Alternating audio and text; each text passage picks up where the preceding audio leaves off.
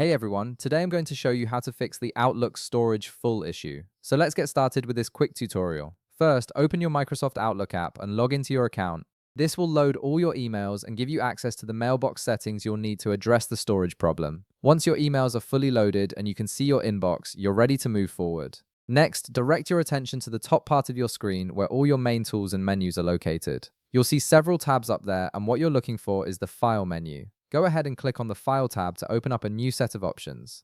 This is where Outlook keeps most of its important settings and management tools. Once the File menu opens, shift your focus to the right side of your screen. You'll notice a section dedicated to Mailbox settings, which is exactly what you need to access. Look for the Tools drop-down menu located right next to the Mailbox settings option and click on it.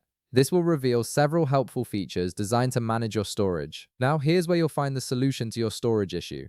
If you're dealing with a full mailbox, you'll see three prominent options appear in this menu. The first one is Clean Mailbox, which helps you identify and remove large or unnecessary items taking up space. The second option is Empty Deleted Items folder, which permanently removes all emails you've already deleted but are still taking up storage in your trash. And the third option is Clean Up Old Items, which targets outdated emails and attachments that you probably don't need anymore. Each of these tools serves a specific purpose, so choose the one that best fits your situation. If you're not sure which to use, starting with Empty Deleted Items folder is usually a safe bet since those emails are already marked for deletion anyway.